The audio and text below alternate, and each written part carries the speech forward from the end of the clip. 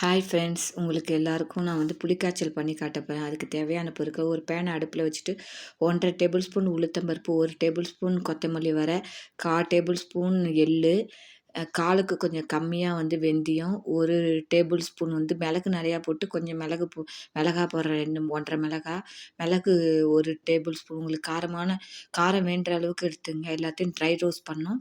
எண்ணெய்லாம் விடக்கூடாது, அப்படியே ப்ளைனாக ட்ரை ரோஸ்ட் பண்ணணும்.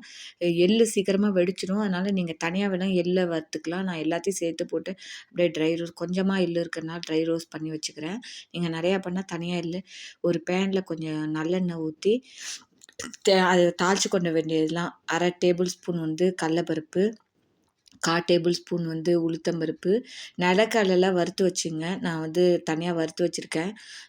மிளகா ஒரு 4-5 உங்களுக்கு தேவையான கடுகையும் போட்டு வெடித்து பேனில் வச்சுட்டு, நிலக்கடலை ஏன் தனியாக வச்சுருக்கேன்னா, இதில் போட்டால் அது வேகாத பச்சை நிலக்கடலை, அதனால் தனியாக வறுத்து வச்சுருக்கேன்.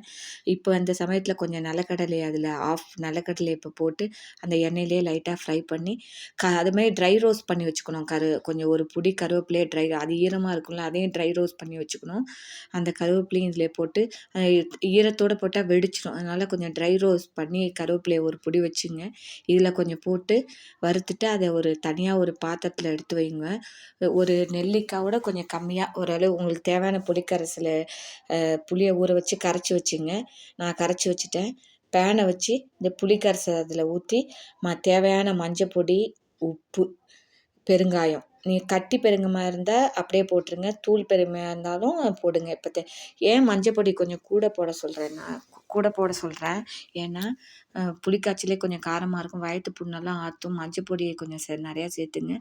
நிறையா போட்டுக்கூடாது, 1/4 டேபிள் ஸ்பூன் 1/2 டேபிள் ஸ்பூன் போட்டுங்க. உப்பு, பெருங்காயம் எல்லாம் போட்டு நல்லா கொதி வரணும். அது நல்லா பச்சை வாசனை போக கொதி வரணும்.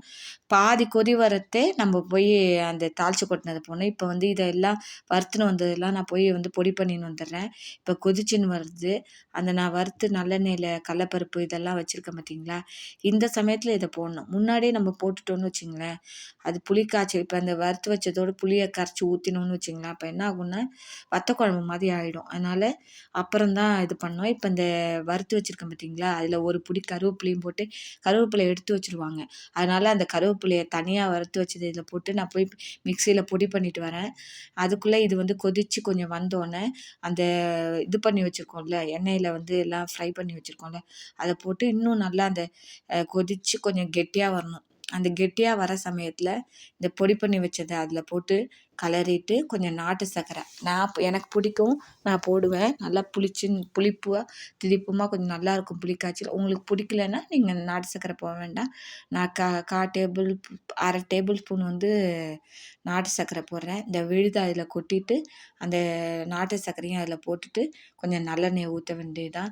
சுவையான புளிக்காய்ச்சல் ரெடி. நீங்களும் பண்ணி பாருங்க. இது நான் இந்த வீடியோ இதுக்கு காணும் பொங்கல் அன்னைக்கு, கனு அன்னைக்கு எடுத்தது. அன்றைக்கி மொதல் நாள் இதை பண்ணது. இப்போ தான் வீடியோ போட முடிஞ்சுது உங்களுக்கு. இப்போ அந்த மீதி கருவேப்பிலையும் அதில் போட்டு அந்த பொடியும் போட்டு நல்லெண்ணெய் கொஞ்சம் ஊற்றணும். முன்னாடியே நல்லெண்ணெயை நிறையா ஊற்றிட்டா தெளித்து வெளியெல்லாம் அந்த நம்ம கொதிக்கிறதுல புளி தண்ணியில் வெளியில் வந்துடும். இந்த சமயத்தில் கொஞ்சம் நிறையா நல்லெண்ணெய் ஊற்றுங்க. நல்லெண்ணெய் நிறையா ஊற்றினா தான் வீணாக போகாத அந்த புளிக்காய்ச்சல் ஒரு வரைக்கும். நான் கொஞ்சமாக பண்ணியிருக்கேன், 2-3 நாள் தீர்ந்து போயிடும். நிறையா வேணுன்னா கொஞ்சம் நிறையா நல்லெண்ணெய் ஊற்றுங்க. மீதி நிலக்கடலை வச்சுருக்கேன் பார்த்தீங்களா, அதை இப்போ இந்த சமயத்தில் போட்டுட்டு முந்திரி பருப்பும் போடலாம், நல்லாயிருக்கும். அதையும் வறுத்து வச்சுட்டு கொஞ்சம் முந்திரி பருப்பும் போடலாம்.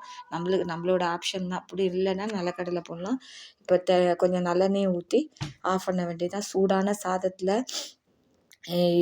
கொஞ்சம் நல்லெண்ணெயை ஊற்றி இந்த பொடி, ஏன்னா இதுலேயும் கொஞ்சம் நல்லெண்ணெய் ஊற்றிக்க, அதுலேயும் போட்டால் கொஞ்சம் நல்லாயிருக்கும். நீங்களும் பண்ணி பாருங்கள். இது மாதிரி புளிக்காய்ச்சல் பிடிச்சிருந்தா லைக் பண்ணி, ஷேர் பண்ணி, சப்ஸ்கிரைப் பண்ணுங்கள். தேங்க்யூ ஃப்ரெண்ட்ஸ், பாய்.